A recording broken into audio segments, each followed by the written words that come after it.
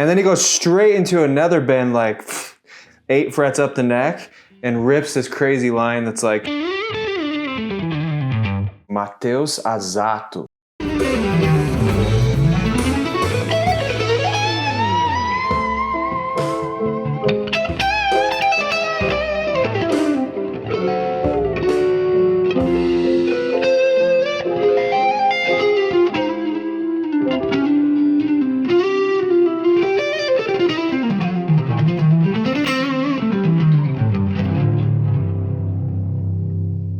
This is a guitar solo from his Paul Davids huge jam that Paul Davids does like every year. And this is his guitar solo take. And oh my gosh, it's so sick.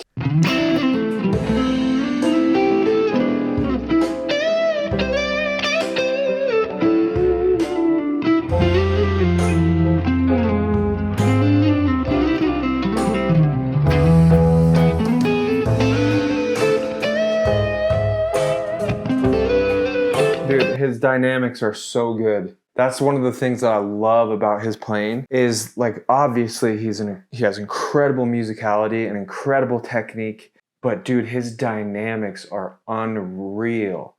And like, I don't know how often he plays.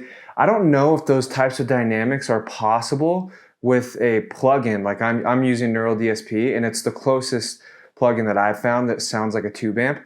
But I know he plays through tube amps, and I just can't imagine like bringing out his dynamics without a tube amp. Dude, even just that first.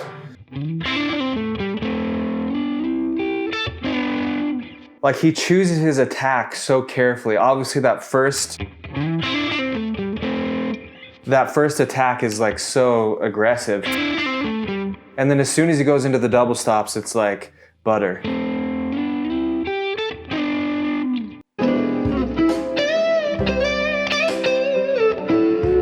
And, like right there. Like, just going into that double stop bend is just so buttery. It's like, to have that control of your dynamics, you have to be so comfortable with your instrument and put in an obscene amount of hours into your practice, which obviously he's done. But that level of control is so sick. One of my favorite things he does, he has those little like those little shifts. He does it with octaves, double stop harmonies, sixth harmonies. Like, he does it everywhere, and it's just like a signature thing of his, and I love it. And then he does this.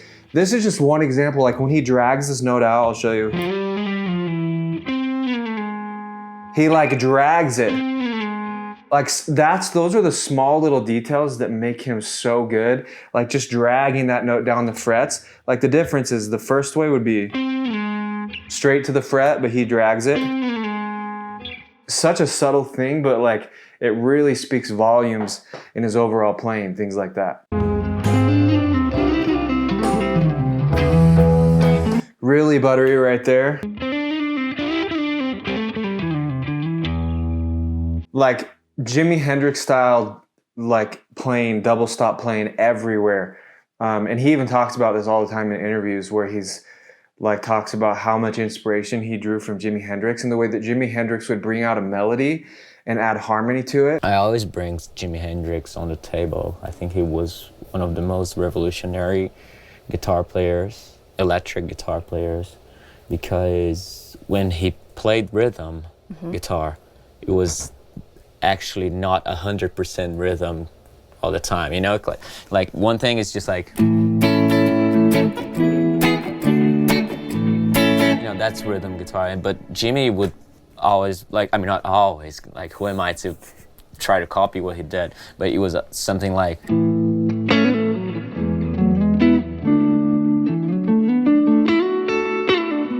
so he was always mixing up things. So that's Mateus's thing. That he's so good at. He's good at everything. He's freaking good at shredding too, like unreal.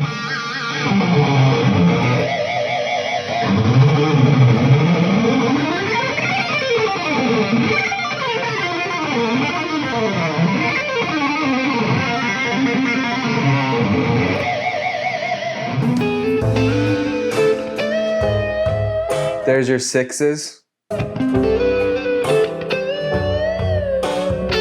For those of you who don't know what I'm talking about, like your sixth intervals.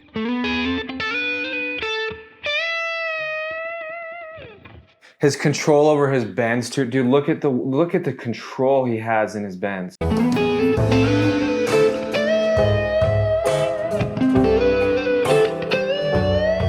Like the way that he goes into a bend and then coming just down only like a half step and then back up takes such control.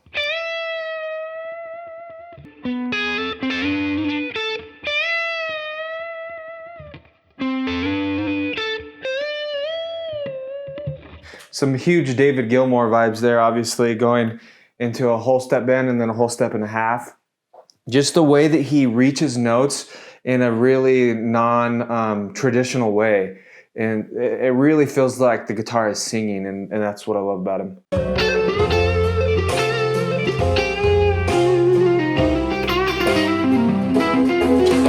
And then he just rips a blues line that's so sick.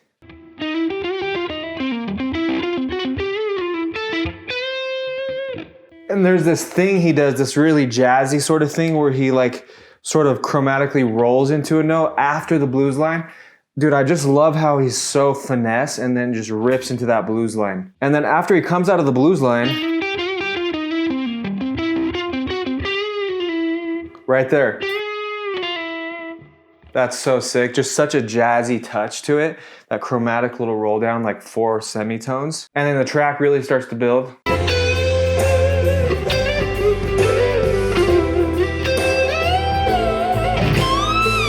Again, his use of double stops all over the place.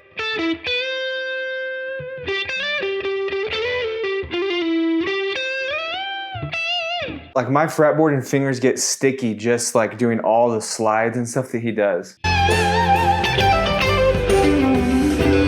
Such a sick melody there.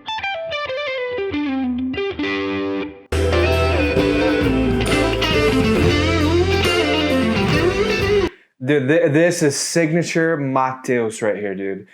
Because he does this thing, and I don't see many other players use it like he uses it, where he like goes from the top of the bend out and then into another bend really quickly. Like, check it out.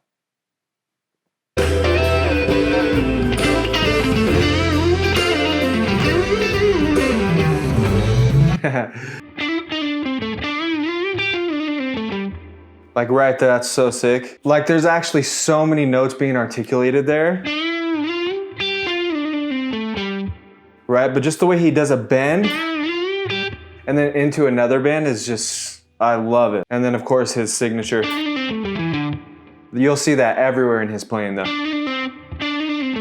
And then he goes straight into another bend like 8 frets up the neck and rips this crazy line that's like,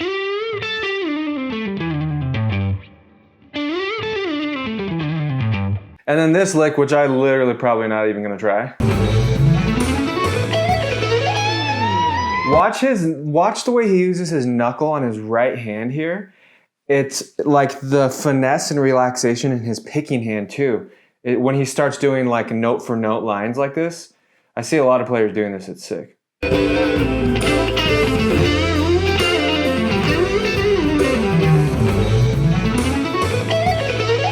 See that control he has between every string transition?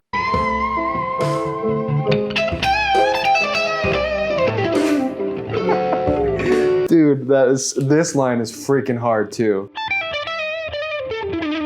Just so many sliding articulations there that are really hard to get that fast. Like again, the freaking control this guy has. And just the attack that he has on his guitar on these types of licks, like I can't really bring it out in a plugin. Like just the attack that a tube amp has when you dig into those strings. This Strat, the action is too low. Like the higher notes don't have that much attack, which I need to fix.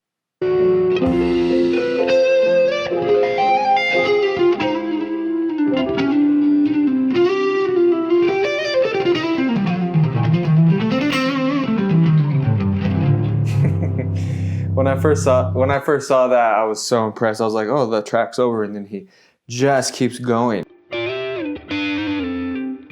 That part is really hard to get. And then he just follows the chord structure so well. That's something I didn't talk about enough. He follows the chord structure so well. Like his knowledge of the fretboard and how it fits the chord structure is incredible. Again, it's like, it's that chromatic.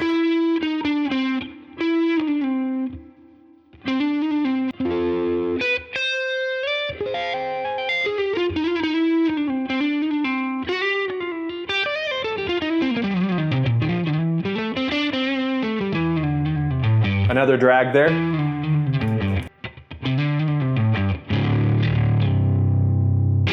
And then like this line is super sick because he's super good, like any blues player is, at combining major and minor. So you have this lick,